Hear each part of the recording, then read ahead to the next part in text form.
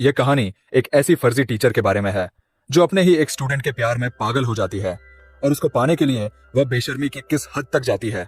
आज की कहानी में हम जानने वाले हैं। तो कहानी की शुरुआत मेन हमें जेसन नाम के एक जवान लड़के को दिखाया जाता है जो एक स्टूडेंट होने के साथ साथ एक सोशल मीडिया पर्सनैलिटी भी है और फेसबुक पर उसके कई सारे फॉलोअर्स भी है क्योंकि सिंगिंग जेसन के पैशन होता है।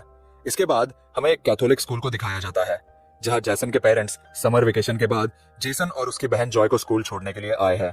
वही सारा नाम की एक लड़की को भी दिखाया जाता है जो जॉय की रूममेट होती है और वो जेसन को लाइक करती है। जेसन के फादर चाहते हैं कि जेसन सिंगिंग छोड़कर अपनी पढ़ाई पर ध्यान दे, पर जेसन म्यूजिक को अपना प्रोफेशन बनाना चाहता है। वही सिस्टर रेबेका को दिखाया जाता है जो जेसन और जॉय की टीचर है और वो जेसन के पेरेंट्स से यह प्रॉमिस करती है कि वो जेसन और जॉय का ख्याल रखेगी। इसके बाद सिस्टर रेबेका स्कूल की नई टीचर सिस्टर सोफिया से मिलती है जिसका आज स्कूल में पहला दिन है। वो सोफिया को इस स्कूल के नियम कानून बताते हुए ये कहती है कि यहाँ टीचर्स के लिए प्रोटोकॉल है कि वो स्कूल में बिना मेकअप के आए। जिसके बाद सिस्टर सोफिया अपनी लिपस्टिक मिटाने लगती है। इसके बाद सिस्टर रेबेका सोफिया को पूरा स्कूल दिखाने लगती है तो वहीं पर इन्हें जेसन मिलता है। तो सिस्टर रेबेका उससे उसकी नई टीचर सिस्टर सोफिया से मिलवाती है, लेकिन सोफिया ये देखती है कि आज जेसन थोड़ा अपसेट है, जिस पर सिस्टर रेबेका उसे बताती है कि जेसन ने नशे के हालत में अपने फादर की कार का एक्सीडेंट कर दिया था।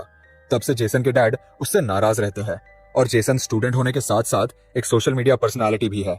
अब इसके बाद जैसे ही सोफिया अपने कमरे में आती है तो वो अपने लैपटॉप में जेसन को देखकर उसकी तरफ अट्रैक्ट होने लगती है और जेसन को लैपटॉप पर ही किस करती है, जिससे ये पता चलता है कि सोफिया जेसन को पहले से जानती है। अब अगले दिन वो अपनी पहली क्लास अटेंड करने जाती है और सभी स्टूडेंट को अपना इंट्रो देती है, लेकिन उसी दौरान जेसन और सारा को बात करते हुए देखकर सारा को आगे बिठा देती है, जिस पर सारा को बहुत गुस्सा आता है। लेकिन यह देखकर जेसन की बहन जॉय को थोड़ा अजीब लगता है क्योंकि कैथलिक स्कूल में टीचर इस तरह का रूड बिहेव नहीं करते हैं। अब जैसे ही सोफिया बुक ओपन करती है तो जॉय कहती है कि क्लास शुरू होने से पहले सभी प्रेयर करते हैं। जिसके बाद सोफिया खुद प्रेयर करने के बजाय वो जॉय को प्रेयर करने के लिए कहती है। जिसके बाद जॉय प्रेयर करती है और उसके साथ सारे स्टूडेंट भी प्रेयर करने लगते हैं। तभी जॉय देखती है कि सोफिया प्रेयर नहीं कर रही और वो ये बात अपने भाई जेसन को बताती है। तभी जेसन को उस समय सारा का मैसेज आता है, इसलिए वो जॉय की बात पर इतना ध्यान नहीं देता। अब स्कूल के बाद सोफिया जेसन से मिलकर पूछती है कि क्या सारा तुम्हारी गर्लफ्रेंड है? तो जेसन कहता है कि मेरी कोई गर्लफ्रेंड नहीं है। ये सुनकर सोफिया बहुत खुश होती है, पर अगली सुबह वो जेसन और सारा को किस करते हुए देख लेती है और जेसन को क्लास में भेजकर सारा को डांटने लगती है। जिस पर सारा कहती है कि तुम मुझे नहीं जानती, मैं उस आदमी की बेटी हूं जो इस स्कूल को फंड दिया करते हैं। लेकिन सोफिया को इस बात से कोई फर्क नहीं पड़ता और वो उसे जेसन से दूर रहने के लिए कहती है। अब क्लास के बाद सोफिया जेसन को रुकने के लिए कहती है और उसे कहती है कि तुमने तो कहा कि तुम्हारी कोई गर्लफ्रेंड नहीं है, फिर तुम सारा के साथ क्या कर रहे थे? जिस पर जेसन के पास इस बात का कोई जवाब नहीं होता। जिसके बाद सोफिया कहती है कि तुम एक बार मेरे चैम्बर में आकर मिलना। अब थोड़ी देर बाद जब जेसन सोफिया से मिलने के लिए जाता है तो वो देखता है कि सोफिया अपनी बॉडी को मॉइस्चराइजर कर रही होती है। असल में सोफिया ने जानबूझकर अपने कमरे का दरवाजा खुला रखा था ताकि जेसन उसे ऐसी हालत में देखकर उसकी तरफ अट्रैक्ट हो जाए। अब अगली सुबह सोफिया जेसन से पूछती है कि वो उससे मिलने क्यों नहीं आया, जिस पर जेसन कहता है कि वो भूल गया था।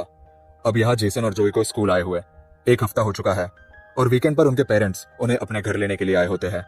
वही सिस्टर सोफिया का जेसन के बगैर मन नहीं लगता, इसीलिए वो सिस्टर रेबेका से अपने आंटी की तबीयत खराब होने का बहाना करके स्कूल से लीव ले लेती है। इधर घर पर जेसन अपने डैड से कहता है कि वो स्कूल से 1 साल की छुट्टी लेकर अपने पैशन पर काम करेगा, लेकिन उसके डैड चाहते हैं कि वो अपना फोकस पढ़ाई में लगाए। जिस पर इन दोनों के बीच बहस हो जाती है और जेसन नाराज होकर बाहर आ जाता है और अकेले ही बाहर गाना गा रहा होता है। इसी दौरान सोफिया अपनी कार लेकर जेसन के घर आती है और छुपकर उसकी सिंगिंग को एंजॉय कर रही होती है। तभी जेसन को सारा का कॉल आता है, जिससे सोफिया गुस्सा होने लगती है और तभी सोफिया का पैर गलती से किसी चीज से टकराता है और आवाज आने पर जेसन उसकी तरफ बढ़ने लगता है। लेकिन तभी जेसन को जॉय का मैसेज आता है और वो वापस अंदर चला जाता है। अब सोफिया किसी तरह सारा को जेसन से दूर करना चाहती है, इसलिए वो अपनी पहली चाल चलती है जिसमें वो रात को सारा के कमरे में जाकर उसकी बुक में ड्रग्स रख देती है। लेकिन बाहर निकलते समय उसका सामना सिस्टर रेबेका से होता है तो वो उन्हें बताती है कि उसे किसी की आवाज सुनाई दे रही थी, इसीलिए वो देखने के लिए यहाँ आई थी। इसी दौरान जॉय नींद से उठ जाती है जो सारा के रूम में ही रहती है और दोनों की बातें सुनकर उसे सोफिया पर शक होने लगता है।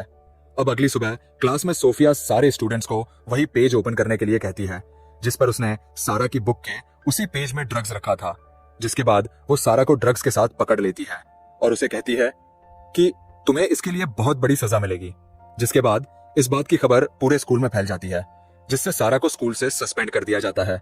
इसके बाद सोफिया सिस्टर रेबेका से कहती है कि आपको इस स्कूल की रेपुटेशन बचाए रखनी है तो आपको बॉयज के कमरों की भी तलाशी लेनी चाहिए। जिस पर सिस्टर रेबेका जेसन और उसके दोस्तों के कमरों की तलाशी लेते हैं और उन्हें जेसन के बैग से शराब की बोतल मिलती है। दरअसल ये काम भी सोफिया ने ही किया होता है, लेकिन जेसन टीचर को कहता है कि मुझे नहीं पता कि ये बोतल कहां से आई और किसने रखी है। अगर आपने मुझे सस्पेंड कर दिया तो उस काम के लिए मेरी लाइफ बर्बाद हो जाएगी, जो काम मैंने असल में किया ही नहीं। और अगर मेरे डैड को यह बात मालूम हुई तो इस बार ये मेरी जान ले लेंगे।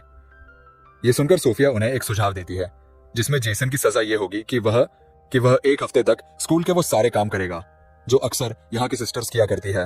और जेसन भी इसके लिए मान जाता है।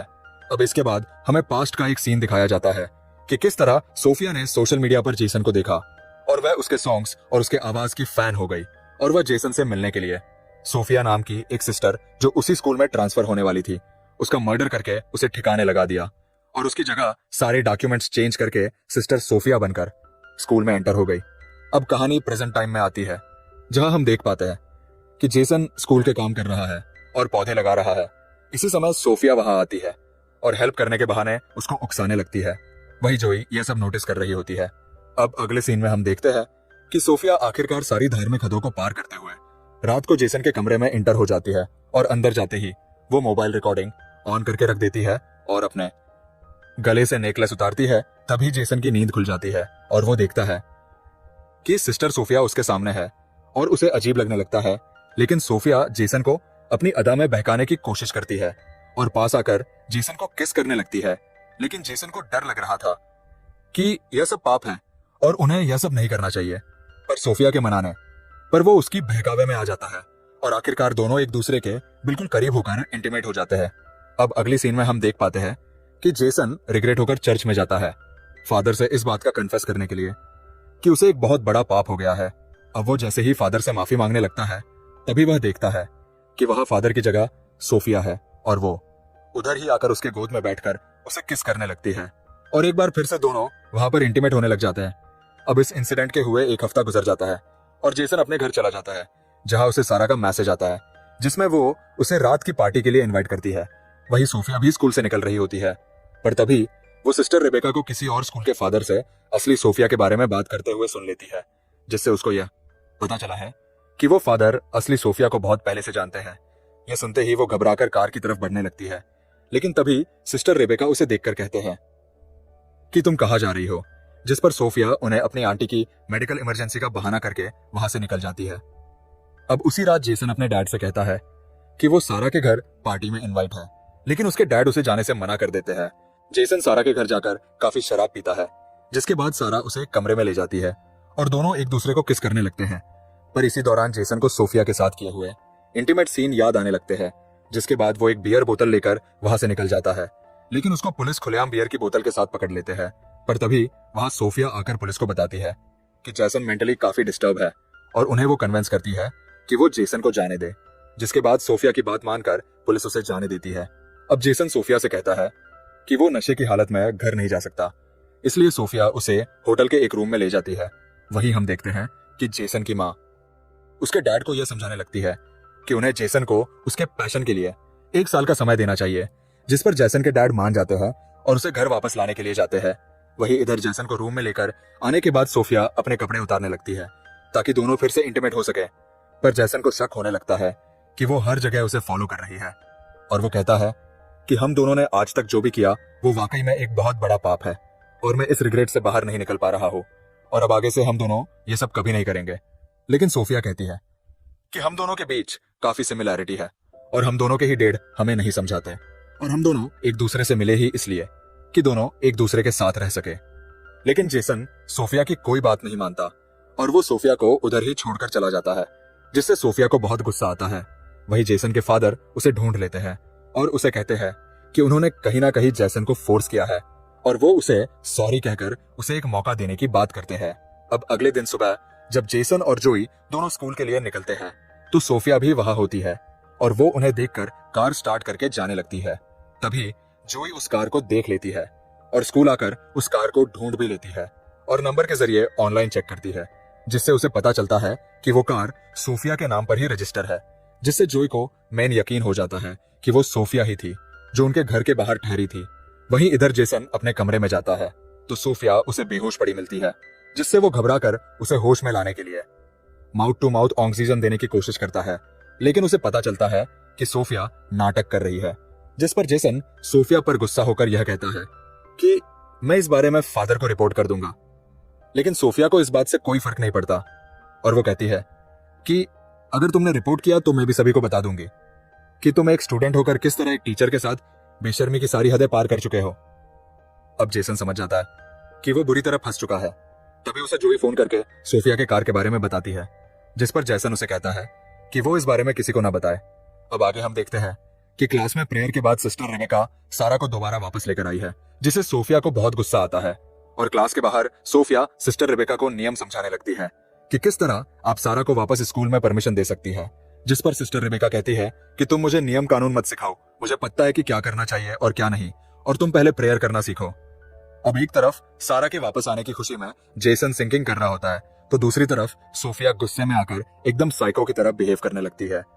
इसके बाद हम देखते हैं कि सारा जब नहा रही थी तो सोफिया वहां जाकर उसके सर दीवार पर मार मार के उसकी जान ले लेती है और फिर साबुन गिराकर इस मर्डर को एक नॉर्मल एक्सीडेंट की तरह दिखाने की कोशिश करती है। इसके बाद जब जोई नहाने के लिए जाती है तो वो सारा को मरी हुई देखकर चिल्लाने लगती है। इसके बाद सारा की बॉडी को पोस्टमार्टम के लिए ले जाया जाता है। इसी दौरान सारा की लाश देखकर जोई ये कह रही होती है कि इतने सालों में शावर लेते समय कभी भी ऐसा नहीं हुआ, यहाँ कुछ ना कुछ तो गड़बड़ जरूर हुआ है। अब अगले दिन चर्च में प्रेयर करने के बाद जब सोफिया बाहर आती है तो जेसन सोफिया से कहता है कि जरूर तुमने कुछ किया होगा, जिस पर सोफिया कहती है कि पुलिस ने इसको एक एक्सीडेंट डिक्लेयर कर दिया है और वैसे भी यहाँ कोई गुनहगार नहीं है और सबसे बड़े गुनहगार तो तुम हो जिसने एक नन के साथ संभोग किया है। ये कहकर वो उसे वो एमएमएस दिखाने लगती है जो उसने इंटीग्रेट होने के दौरान छुपाकर रिकॉर्ड किया था और वो कहती है कि अगर तुमने सारा के बारे में कुछ भी अपनी जुबान से निकाला तो मैं ये एमएमएस सोशल मीडिया पर वायरल कर दूंगी। अब अगले दिन सुबह जब सोफिया जेसन और जोई को घर जाते हुए देखती है तो इस बार वो सिस्टर रेबेका से अपने आंटी के डेथ का बहाना बनाकर वहां से निकल जाती है और उसी रात जेसन और उसकी फैमिली डिनर के लिए बाहर एक रेस्टोरेंट में जाते हैं, पर वहां वो देखते हैं कि सिस्टर सोफिया भी यहाँ आई हुई है। इसके बाद सोफिया जेसन के पेरेंट्स को अपना एंट्री देती है, जिस पर उसके डैड उसे अपने साथ ज्वाइन होने के लिए कहते हैं, लेकिन जेसन नहीं चाहता कि वो यहाँ बैठे, पर उसके बाद सोफिया के बैठने का इंतजाम कर देते हैं और वो उनके साथ बैठ जाती है। लेकिन जेसन अनकंफर्टेबल होने लगता है और ये सब उसकी बहन जोई नोटिस कर रही होती है। वहीं सिस्टर रेबेका सोफिया के आंटी के डेट पर फूल भेजने के लिए उस जगह का पता लगाने की कोशिश करती है, जिससे उन्हें यह मालूम होता है कि उधर किसी की भी डेथ नहीं हुई और ना ही वो सोफिया का एड्रेस है। इधर जोई के कहने पर जेसन अपनी बहन को सब कुछ बता देता है कि किस तरह वो धीरे धीरे सोफिया के जाल में फंस गया और सोफिया ने उनके इंटीमेट होने का एक एमएमएस भी बना लिया है, इसलिए वो कुछ भी नहीं कर सकता। जिसके बाद दोनों मिलकर एक प्लान बनाते हैं कि वो नन असली सोफिया है या नहीं, इसकी सबूत तलाश करेंगे।